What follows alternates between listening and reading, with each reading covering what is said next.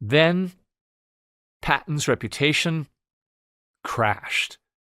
After the fighting in Sicily shifted toward Messina, Patton toured 2 field hospitals, as was his custom. While ill, tired, and stressed, Patton found a seemingly well soldier sitting on a cot with no visibly apparent injuries. When Patton asked where his wound was, the soldier reported that the mental strain at the front lines was too much for him to bear.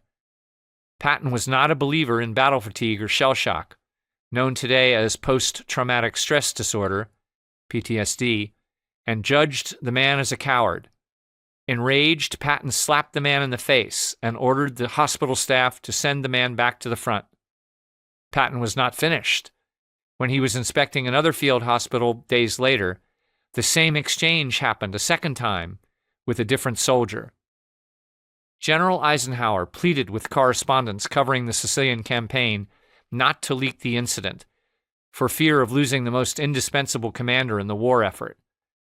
Patton was the U.S. Army's foremost tank expert and the only general to lead 2 successful amphibious assaults, and the only American to do so with a field army, experience necessary for the coming invasion of mainland Europe.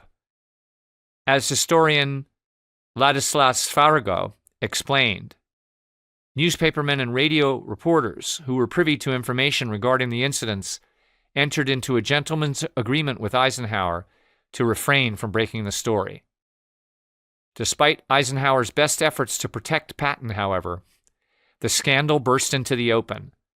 The first to reveal the story was Drew Pearson, who reported the incident on a Sunday radio program on the American Broadcast Company network. The story was an immediate sensation. In addition to a public outcry, several members of Congress got involved, demanding a full investigation. At first, the reports were not kind to Patton.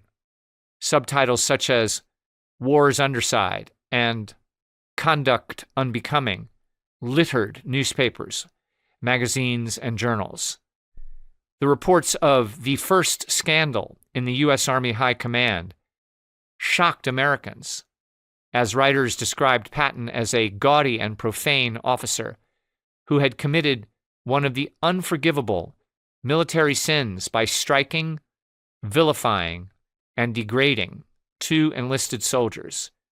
U.S. citizens and Congress initially regarded the incident as a single, isolated affair, but some reporters began rehashing old stories, piecing them together to create a master narrative of an acrimonious, rash, and bellicose officer who was known for his demands for perfect discipline, but who could not control himself.